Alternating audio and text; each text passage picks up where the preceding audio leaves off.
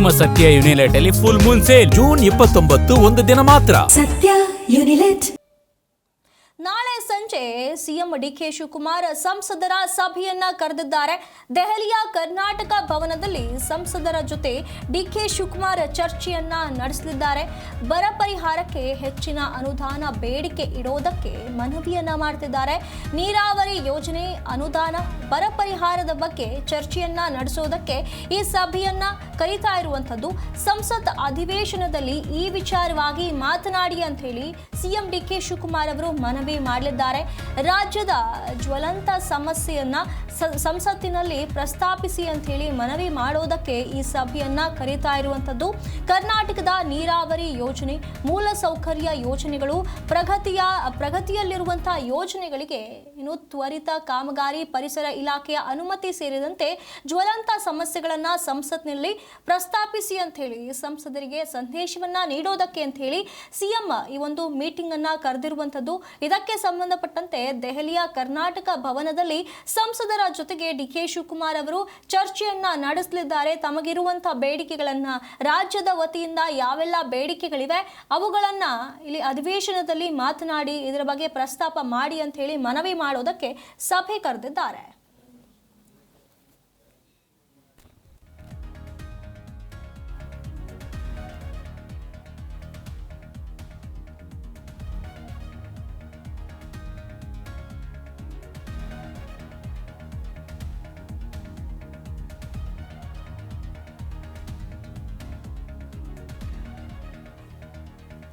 ಹಾಗೆ ಕೆಲವೊಂದಿಷ್ಟು ರಾಜ್ಯದ ವಿಷಯವಾಗಿ ಯಾವೆಲ್ಲ ಮನವಿಗಳಿವೆ, ಏನೆಲ್ಲ ಸುಧಾರಣೆ ಆಗಬೇಕು ಅನ್ನೋದರ ವಿಚಾರವಾಗಿ ಏನು ಅಧಿವೇಶನದಲ್ಲಿ ಇದರ ಬಗ್ಗೆ ಪ್ರಸ್ತಾಪವನ್ನ ಮಾಡಬೇಕು ಅಂತ ಹೇಳಿ ಮನವಿಯನ್ನ ಮಾಡೋದಕ್ಕೆ ಅಂತ ಹೇಳಿ ಡಿ ಕೆ ಶಿವಕುಮಾರ್ ಅವರು ಈ ಒಂದು ಸಭೆಯನ್ನ ಕರೆದಿರುವಂಥದ್ದು. ಈ ಒಂದು ರಾಜ್ಯದ ಪರವಾಗಿ ಮಾತನಾಡೋದಕ್ಕೆ, ರಾಜ್ಯಕ್ಕಿರುವಂತಹ ಕೆಲವೊಂದಿಷ್ಟು ಬೇಡಿಕೆಗಳನ್ನ ಈಡೇರಿಸಿಕೊಳ್ಳೋದಕ್ಕೆ ಅಂತ ಹೇಳಿ ಈ ಒಂದು ಸಭೆಯನ್ನ ಕರೆದಿರುವಂಥದ್ದು. ಈ ಬಗ್ಗೆ ಹೆಚ್ಚಿನ ಮಾಹಿತಿಯನ್ನು ನಮ್ಮ ಪ್ರತಿನಿಧಿ ರಾಜಪ್ಪ ಸುತ್ತೂರು ನೀಡ್ತಾ ಹೋಗ್ತಾರೆ. ರಾಜಪ್ಪ, ಇಂದು ಎಐಸಿಸಿ ಅಧ್ಯಕ್ಷರಾದಂತಹ ಮಲ್ಲಿಕಾರ್ಜುನ್ ಖರ್ಗೆ ಹಾಗೆ ಡಿ ಕೆ ಶಿವಕುಮಾರ್ ಇಬ್ಬರು ಕೂಡ ದೆಹಲಿಗೆ ಪ್ರವಾಸವನ್ನ ಬೆಳೆಸುತ್ತಿದ್ದಾರೆ. ಇಲ್ಲಿ ಕೆಲವೊಂದಿಷ್ಟು ಅಂತಂದ್ರೆ ಅಂತಿಮವಾಗಿ ವಿಸ್ತರಣೆಗೆ ಯಾವ ದಿನಾಂಕ ನಿಗದಿ ಮಾಡಬೇಕು, ಯಾವ ಪಟ್ಟಿ ಫೈನಲ್ ಮಾಡಬೇಕು ಅನ್ನುವಂತಹ ಚರ್ಚೆ ಆಗುತ್ತೆ ಅಂತ ಹೇಳಲಾಗ್ತಿರುವಂಥದ್ದು. ಹಾಗಾದ್ರೆ ಯಾವಾಗ ವಿಸ್ತರಣೆ ಆಗಬಹುದು, ಯಾವತ್ತು ಈ ಪದಗ್ರಹಣ ಆಗಬಹುದು ಅನ್ನುವಂಥದ್ದೇನಾದ್ರೂ ಅಂದಾಜಿದೆಯಾ? ಹಾಗಾದ್ರೆ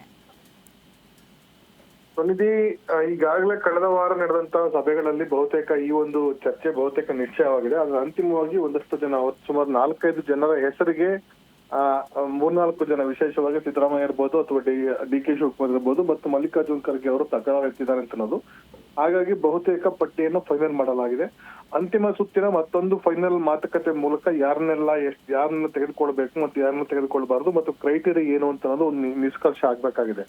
ಮೊನ್ನೆ ಬೆಂಗಳೂರಿಗೆ ಬಂದಂತ ವೇಣುಗೋಪಾಲ್ ಜೊತೆನೂ ಸಹ ಇದೇ ವೇಳೆ ಮಾಜಿ ಮುಖ್ಯಮಂತ್ರಿ ಡಿ ಕೆ ಸಿದ್ದರಾಮಯ್ಯನವರು ಮತ್ತು ಡಿ ಕೆ ಶಿವಕುಮಾರ್ ಅವರು, ಕೆಪಿಸಿ ಅಧ್ಯಕ್ಷರಾದ ಬಿ ಕೆ ಹರಿಪ್ರಸಾದ್ ಅವರು ಸಹ ವೇಣುಗೋಪಾಲ್ ಜೊತೆ ಪ್ರತ್ಯೇಕವಾಗಿ ಚರ್ಚೆ ನಡೆಸಿ ಈ ಒಂದು ವಿಷಯದಲ್ಲಿ ಪಟ್ಟಿಯನ್ನು ಆದಷ್ಟು ಬೇಗ ಫೈನಲ್ ಮಾಡ್ಕೊಂಡು ಅಂತ ಹೇಳಿದ್ದಾರೆ. ಹಾಗಾಗಿ ಅಂದುಕೊಂಡಂತೆ ಎಲ್ಲ ಆದ್ರೂ ಸಹ ಬುಧವಾರ ಸಚಿವ ಸಂಪುಟ ವಿಸ್ತರಣೆ ಅಥವಾ ಪ್ರಮಾಣ ವಚನಕ್ಕೆ ಮುಹೂರ್ತ ನಿಗದಿ ಆಗುವಂತ ಸಾಧ್ಯತೆ ಇದೆ. ಈಗಾಗಲೇ ಏನು ಈ ಒಂದು ಕಾಕ್ರೋಚ್ ಹೋರಾಟದ ಹಿನ್ನೆಲೆಯಲ್ಲಿ ಮತ್ತು ನೀಟ್ ಹೋರಾಟದಲ್ಲಿ ಸಚಿವ ಧರ್ಮೇಂದ್ರ ಪ್ರಧಾನ್ ಅವರು ರಾಜೀನಾಮೆ ಕೊಟ್ಟಿರುವಂತ ಹಿನ್ನೆಲೆಯಲ್ಲಿ ಈಗ ಬಹುತೇಕ ಎಲ್ಲವೂ ಸಹ ವರಿಷ್ಠರ ಮುಂದೆ ಎಲ್ಲವೂ ಸಹ ಕ್ಲಿಯರ್ ಇದೆ. ಹಾಗಾಗಿ ಮುಖ್ಯಮಂತ್ರಿಗಳು ಇಂದು ಸಂಜೆ ಮತ್ತು ಎಐಸಿಸಿ ಅಧ್ಯಕ್ಷರು ಮಲ್ಲಿಕಾರ್ಜುನ್ ಖರ್ಗೆ ಅವರು ನಿನ್ನೆ ಸಂಜೆ ಬೆಂಗಳೂರಿಗೆ ಆಗಮಿಸಿದ್ದಾರೆ.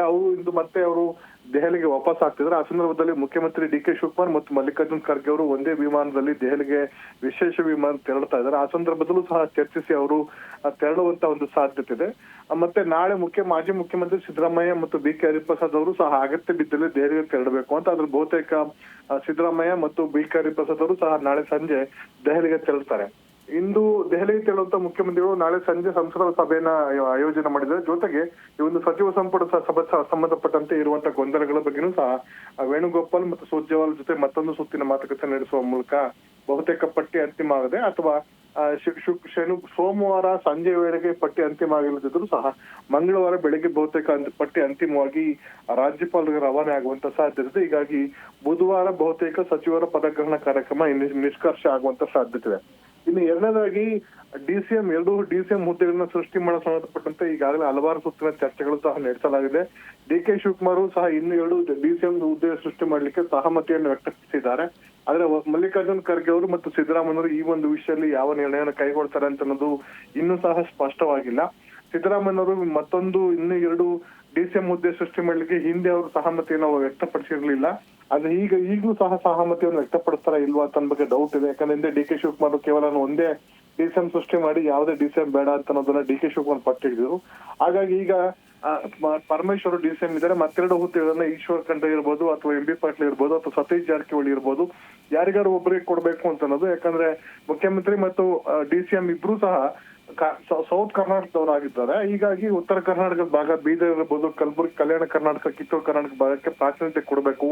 ಮುಂಬರುವಂತ ಸ್ಥಳೀಯ ಮತ್ತು ಜಿಲ್ಲಾ ಪಂಚಾಯತ್ ಚುನಾವಣೆಗಳು, ಸ್ಥಳೀಯ ಚುನಾವಣೆಗಳಲ್ಲಿ ಅವ್ರಿಗೆ DCM ಸ್ಥಾನ ಕೊಟ್ಟಿದ್ದೆ ಅದರಲ್ಲಿ ಪಕ್ಷಕ್ಕೆ ಲಾಭ ಆಗುತ್ತೆ ಅಂತ ಚಿಂತೆಯಲ್ಲಿ ವರಿಷ್ಠರಿದ್ದಾರೆ. ಹೀಗಾಗಿ ಈ ಒಂದು ವಿಷಯದಲ್ಲೂ ಸಹ ಇಂದು ಅಥವಾ ನಾಳೆ ಚರ್ಚಿಸಿ ಒಂದು ಅಂತಿಮ ನಿರ್ಣಯ ಕೈಗೊಳ್ಳುವಂತ ಸಾಧ್ಯತೆ. ಬಹುತೇಕ ಬುಧವಾರ ನೂತನ ಸಚಿವರ ಪದಗ್ರಹಣ ಬಹುತೇಕ ನಿಶ್ಚಯವಾಗಿದೆ. ಸುನಿಧಿ, ಹಾಗೆ ರಾಜಪ್ಪ, ಇನ್ನೊಂದು ಕಡೆ ನಾಳೆ ಸಂಸದರ ಮೀಟಿಂಗ್ ಒಂದನ್ನು DK ಶಿವಕುಮಾರ್ ಅವರು ಕರೆದಿದ್ದಾರೆ. ಇಲ್ಲಿ ರಾಜ್ಯದ ಕೆಲವೊಂದಿಷ್ಟು ಸಮಸ್ಯೆಗಳನ್ನು ಸಂಸತ್ನಲ್ಲಿ ಪ್ರಸ್ತಾಪಿಸಿ ಅಂತ ಹೇಳಿ ಮನವಿ ಮಾಡೋದಕ್ಕೆ ಒಂದು ಸಭೆಯನ್ನ ಕರೆಯಲಾಗಿದೆ ಅಂತ ಹೇಳಲಾಗ್ತಿರುವಂಥದ್ದು. ಯಾವೆಲ್ಲ ಮನವಿಗಳನ್ನ DK ಶಿವಕುಮಾರ್ ಅವರು ಇಲ್ಲಿ ಇಡಲಿದ್ದಾರೆ ಹಾಗಾದ್ರೆ? ಸುನಿಧಿ, ಇವತ್ತು ಲೋಕಸಭಾ ಅಧಿವೇಶನ ನಡೆಯುವಂತ ಸಂದರ್ಭದಲ್ಲಿ ರಾಜ್ಯದ ಸಂಸದರ ಸಭೆಯನ್ನು ಕರೆಯುವಂಥದ್ದು ವಾಡಿಕೆ, ಅದು ಸಂಪ್ರದಾಯ. ಮತ್ತು ಆ ಸಂದರ್ಭದಲ್ಲಿ ಮುಖ್ಯಮಂತ್ರಿಗಳು ಸಂಸದರಿಗೆ ಔತಣ ಕೂಟವನ್ನ, ರಾಜ್ಯಸಭಾ ಮತ್ತು ಲೋಕಸಭಾ ಸದಸ್ಯರಿಗೆ ಔತಣ ಕೂಟವನ್ನ ಆಯೋಜನೆ ಮಾಡಿ ಅಥವಾ ರಾಜ್ಯದ ವಿಷಯಗಳಿಗೆ ಪ್ರಸ್ತಾಪ ಮಾಡಬೇಕು ಅಂತ ಅನ್ನೋದು.